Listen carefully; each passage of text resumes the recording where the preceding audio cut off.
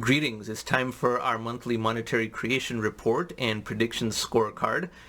So as always, we go to this Yardeni report of central bank balance sheets produced by Dr. Ed Yardeni. It's really good that they produce this and make this freely available online. So as always, we go to the four major central banks of the world. The US is the red line. There's also the European Central Bank, Bank of Japan, and People's Bank of China over here.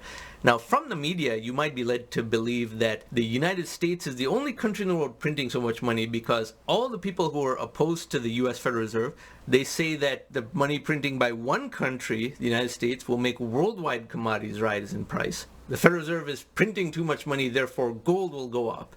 In reality, you can see that the United States is only 1/4 of all of the world's money printing of just these four major central banks.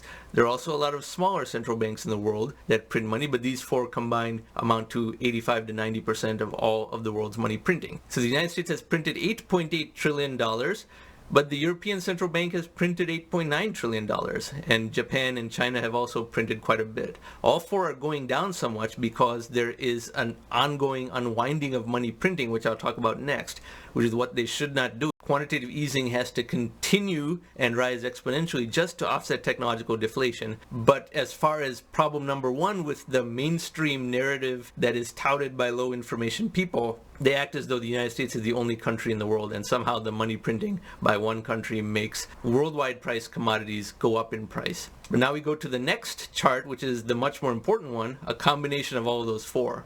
So if we take all of those four combined, you see that over the last 15 years, this is rising as a parabola because this is the age of technology. There was not a need for money printing or 0% front-end interest rates before 2007, 2008. That housing bust situation just shook loose things that should have happened anyway because we were transitioning to more of a high-tech age. And every time the central banks of the world decide that they want to stop money printing because they assume it's going to cause high inflation or that it's normal to have no balance sheet at all and that all of this will be unwound, there's a major market correction and the threat of a recession and they have to print more money again. That's happened 4 or 5 times already. And that is what is about to happen now because this peak is one that was at $31 trillion and change as a cumulative money printing amount for all those central banks combined.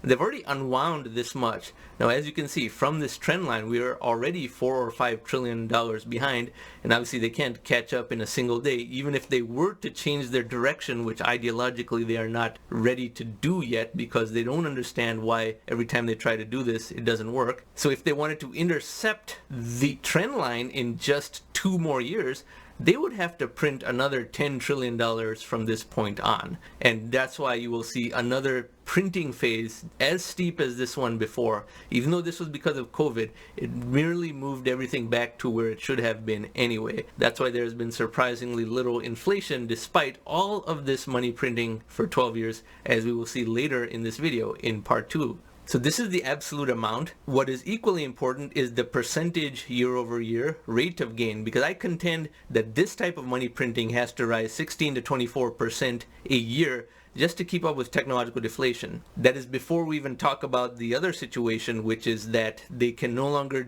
do just buying of treasuries and mortgage-backed securities and the equivalent for those other countries because those markets are super saturated and money is being too concentrated and not diffusing fast enough. We'll talk about that later. So this chart on a percentage year-over-year growth rate, notice how it always has to stay within that band I mentioned and only toward the lower end of that band. I say 16 to 24% is the optimal band, in that if it were at 24% consistently, only then would we see pervasive inflation pressure. During COVID, this growth rate got all the way to 46.3% in February of 2021. 46.3%. That's the threshold at which even I was expecting there to be an inflation spike. But that spike did not happen then. That spike happened only a year later and not for reasons of monetary creation, as we will talk about later in this video. And that growth rate moderated back down. So despite this being 46.3% for a long time, Now it's gone down, down, down because they're tightening, and it's at minus 6.1%, about as deeply negative as we saw in 2019, which caused a major stock market correction, which they were forced to reverse printing for. They had to print even more than ever before, as we see from this chart and the one immediately before. So this minus 6% is also adding way too much pressure because we're getting too far from the trend line. To get this far from the trend line is a damaging thing that forces us to overshoot in the other direction again. And that's what the central banks of the world keep on doing. They overshoot and then tighten too much, overshoot and tighten too much. This causes a lot of unnecessary volatility, uncertainty, and convulsions. Instead, if they did what I recommend in my Atom publication, which is to send cash directly to people in a very high frequency and granular way, which is measured monthly, then you will smooth out a lot of the noise and the unnecessary volatility. And all market forces are going in that direction.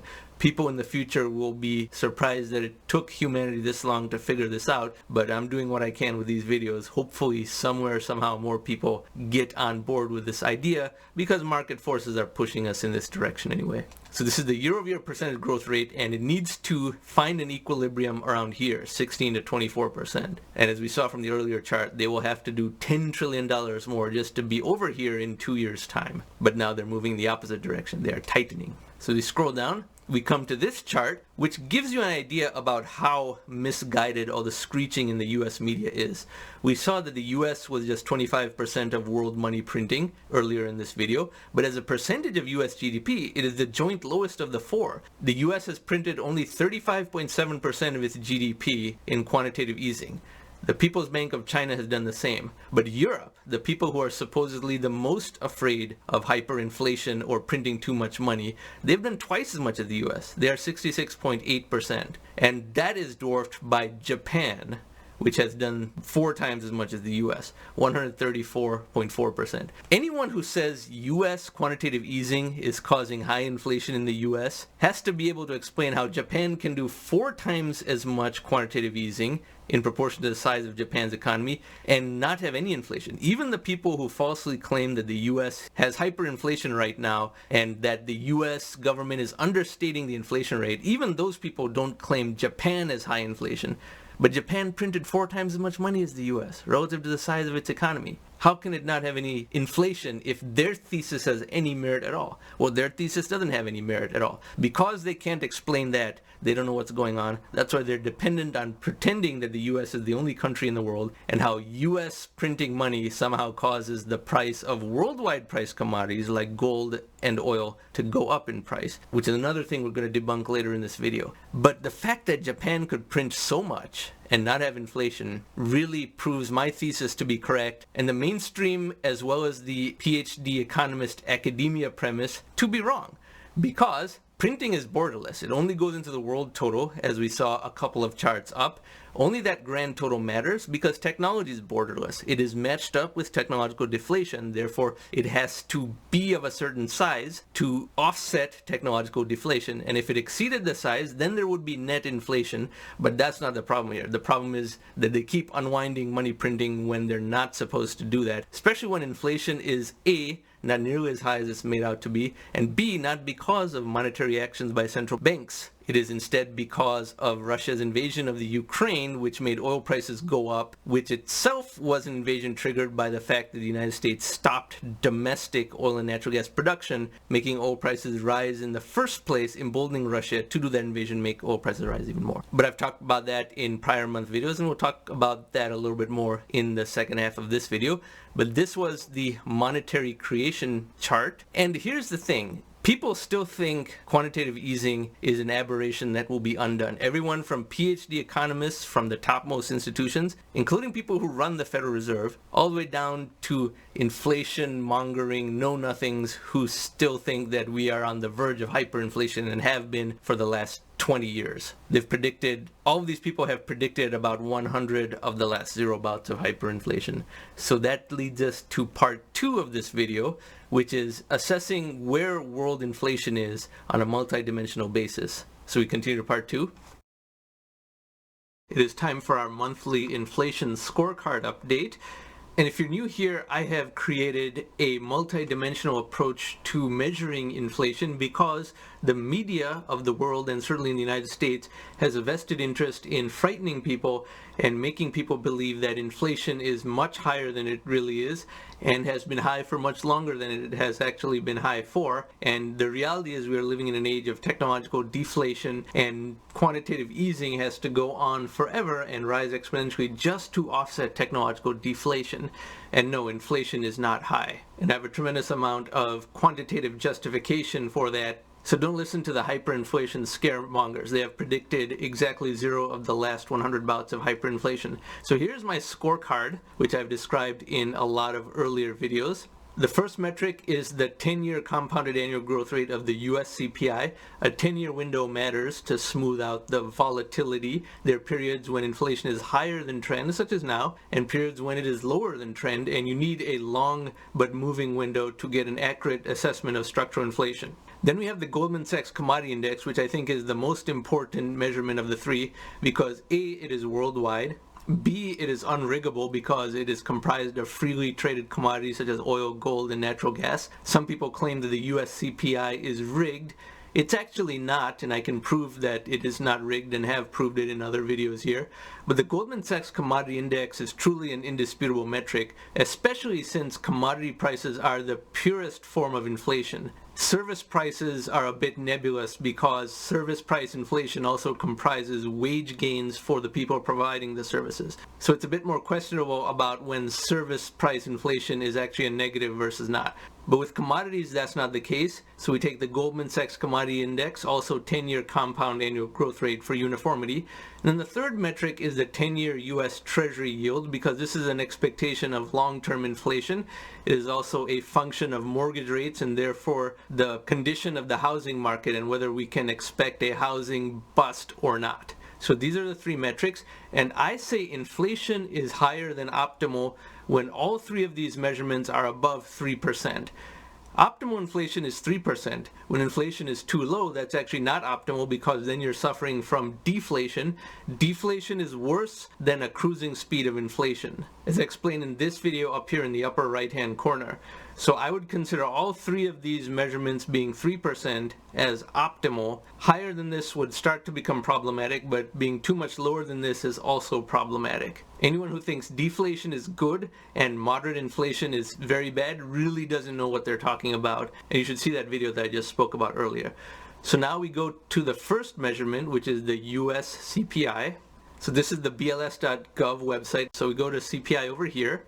And then under more formatting options, I want everything. I want original data value, 2-month, 3-month, 6-month, and 12-month series.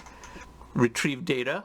So first we have the actual CPI number, and to find the 10-year compound annual growth rate, what we do is take this number, which is 296, divided by 231, the number exactly 10 years ago, and take the 10th root of that to get the CPI number.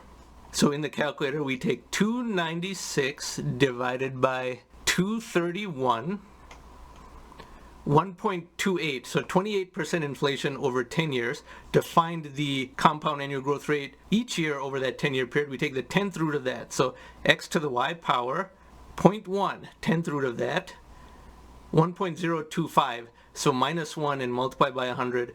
2.5% a year is the compound annual growth rate of the CPI over the last 10 years. 2.5%. Now, is inflation high right now? Yes, but the world didn't begin just 18 months ago. And the high inflation is not because of some excessive QE, because QE was going on for 11 years before inflation became high. So this is the 1-month growth rate. It's already moderating down. 2-month also moderating down.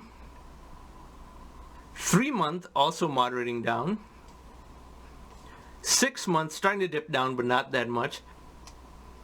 And the 1 year. So all the headline news is screaming about how the inflation rate is 8.1% year over year. But what about when it was 0 over here in 2020, or 0 for a full year of 2015? That is why this spike is no more valid than the times when we were veering on the edge of deflation. And again, deflation is very bad, much worse than 3% inflation. So the average of all of this is 2.5%, which is a very good zone. 3% is ideal because that is when technological progress is the maximum for the minimum amount of suffering of poorer people. Inflation is fuel for technological progress. And if you have questions about that, you need to watch a lot more of the videos on this channel for an explanation of such. So this is the US CPI. Now we go to the Goldman Sachs Commodity Index.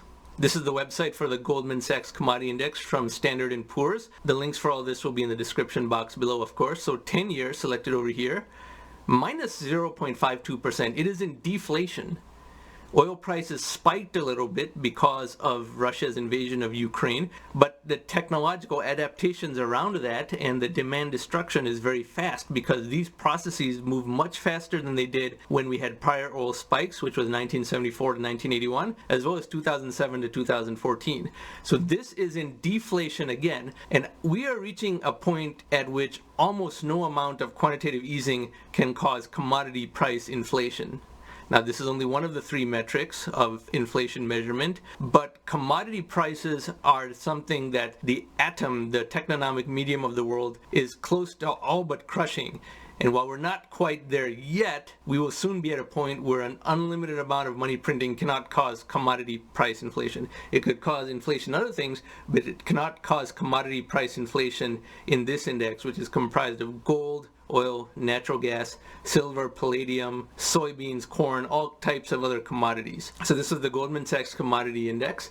And now we go to the third and final measurement, which is the US 10-year Treasury Yield. This is a 5-year chart of the US 10-year Treasury Yield, and right now it's 3.42%. So yes, it's above 3%, but it took a lot to get above 3%. It was extremely low in 2020. It was under 1%. In fact, it was at risk of getting far too low, and that was a time when $17 trillion of bonds in the world had negative yield. Because of the tightening and the Federal Reserve selling back US Treasuries into the market, it has finally risen above 3% and is 3.42. Now, it has a lot of pressure to go back down because this is when there is immediate and catastrophic downward pressure on the housing market, which could cause housing prices to decline, which immediately causes a recession and a big decline in consumer confidence, which makes all other types of inflation go down. So this is a battle that is happening right now between two powerful forces: the desire of the US Treasury yield to rise because of quantitative tightening, which the Federal Reserve should not be doing, of course, as I've explained many times, and the pressure this is taking on the housing market because the Federal Reserve has cornered itself by making quantitative easing comprised of only buying of treasuries and mortgage-backed securities, which is an extremely narrow and distortive thing to do. It's terrible. But because this is 3.42%, above 3%, the more time it spends above 3% and the delta above 3%, as in 3.42 is considerably worse than just 3.1, and if it went to 3.5, 3.6, the pressure rises cumulatively. That is a big downward force against the economy and the housing market. So this has to be watched because this has implications for the stock market as well. So of the three measurements, this was the one that is above 3%. So now we go back to my main scorecard. So we looked at all three measurements: the US CPI 10-year compound annual growth rate, Goldman Sachs Commodity Index 10-year compound annual growth rate, the most important of the three, and the 10-year US Treasury yield as of today, September 13th, 2022. And what were the results? 2.5% for the US CPI, so still below 3%, minus 0.52% deflation. It's a long way from 3%. Oil prices would have to go to $120 a barrel and stay there for this to threaten 3%. Gold prices would have to rise. And remember, I often say that anyone who bets on any inert commodity such as gold or silver is in fact betting against all technological progress. So that's a terrible bet to make. And that's why gold and silver have been performing so poorly as of late. That's not going to change in the foreseeable future. And then the 10-year US Treasury yield is the only one above 3%. So of these three measurements, one is above 3%, one is somewhat close to it, but it's not getting much closer. It's been hovering in this zone for several months now because the big spike of inflation is being digested and pressured back down. So it takes a lot for the US CPI 10-year compound annual growth rate to get above 3% in the age of technological deflation. And the Goldman Sachs Commodity Index is in deflation again. That is remarkable.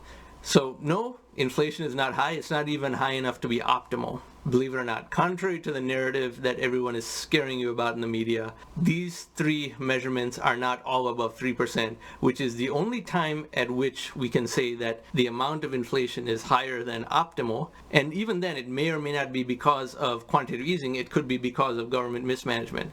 Government mismanagement of supply chains, as well as the invasion of Ukraine by Russia, which caused an oil price spike, are all things that push inflation rates up temporarily until market forces adapt around them. But don't listen to the hyperinflation narrative, because we're not getting anywhere close to that. And I've been consistent on this point throughout because I present actual data. I don't go on fear tactics, because remember, the business of the media is to make you either angry or frightened, and average people have been trained to think inflation is the worst thing in the world, when really it's not. Deflation would be worse than inflation. But anyway, this was our monthly inflation update, and if you found this video to be informative, I encourage you to subscribe to this channel. Thank you very much for watching.